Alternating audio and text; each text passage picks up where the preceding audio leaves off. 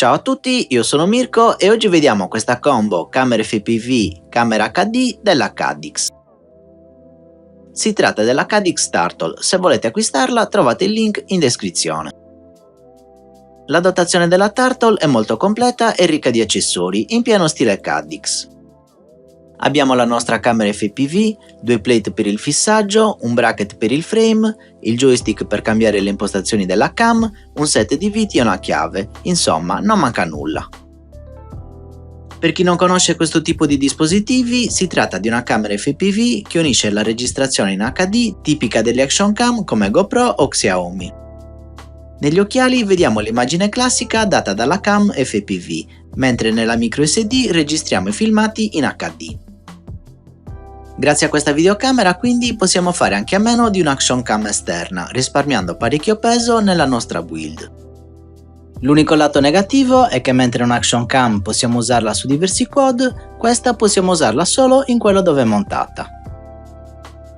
Vediamo ora le specifiche tecniche della Caddx Turtle. Il sensore è un CMOS da 1.2.7. La risoluzione è da 800 TVL. Il FOV della camera è da 155 gradi quando la visualizziamo sugli occhiali FPV, mentre nella registrazione HD è da 170 gradi. Possiamo registrare i filmati HD a 1080p o a 720p. Possiamo scegliere se usare il formato PAL o NTSC. La lente è una Turbo Eye Lens con filettatura M12. Le micro SD supportate sono da 8 a 64 GB, di classe 10 o superiore. In descrizione trovate la lista completa delle specifiche tecniche.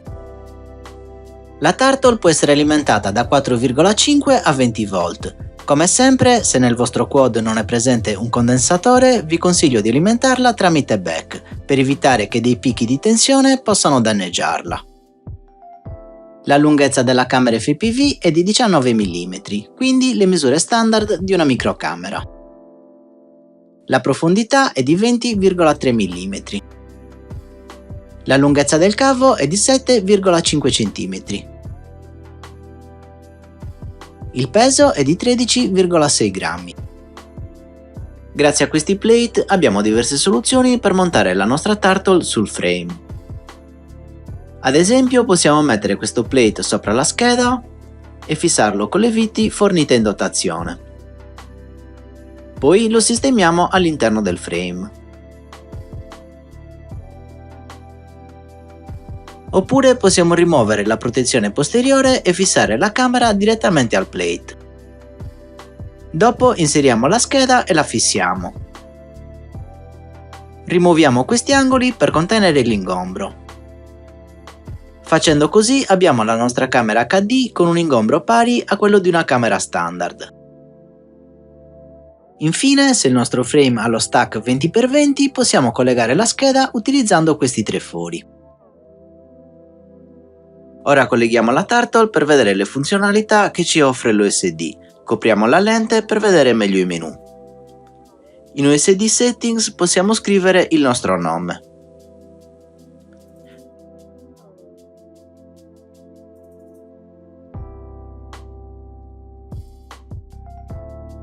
Possiamo scegliere se visualizzare la tensione della batteria e se attivare il timer di volo. Nel menu video possiamo scegliere la risoluzione. Abbiamo 1080p a 60 fps, 1080p a 30 fps e 720p a 120 fps. Possiamo decidere se registrare i filmati in loop e attivare l'opzione Auto Recording. Per registrare i filmati HD infatti abbiamo due possibilità. Se attiviamo Auto Recording, i filmati HD verranno registrati all'accensione della camera FPV, ovvero quando colleghiamo la LiPo al quad. La registrazione si interrompe quando stacchiamo la batteria. Se impostiamo Auto Recording in off, dobbiamo attivare la registrazione manualmente. Premiamo questo pulsante per avviare la registrazione. Il LED inizierà a lampeggiare per indicare che la registrazione è in corso. Per interrompere la registrazione premiamo di nuovo il pulsante. Il LED rimarrà sempre acceso ad indicare che il dispositivo non sta registrando. Possiamo scegliere se attivare o no il VDR e usciamo da questo menu. Vediamo il menu Camera Settings. Possiamo scegliere l'esposizione con un valore compreso tra +2 e -2. Metering Mode si riferisce al modo in cui la fotocamera determina l'esposizione. Possiamo scegliere tra Multi, Spot e Center. Possiamo regolare il FOV scegliendo tra alto, medio e stretto. Lo screen flip serve per capovolgere l'immagine, nel caso vogliate usare questa camera con i fili verso l'alto. Su Light Frequency possiamo scegliere tra 60 o 50 Hz. Consiglio 60 Hz se usate la Turtle in NTSC o 50 se la usate in PAL. Vediamo ora il menu Image Effect. Qui possiamo regolare la saturazione, la nitidezza, il contrasto e la luminosità. Tutti i valori hanno una scala che va da 0 a 10. In TV System possiamo scegliere tra i formati NTSC e PAL. In System Setting possiamo scegliere la lingua, formattare la microSD e ripristinare le impostazioni di fabbrica. Infine possiamo scegliere se visualizzare il video in 16 noni o in 4/3. Come vedete la Cadix Turtle è montata sul quad e ho già effettuato un test di volo. Prima di lasciarvi alle immagini vediamo cosa mi è piaciuto e cosa non mi è piaciuto di questa videocamera.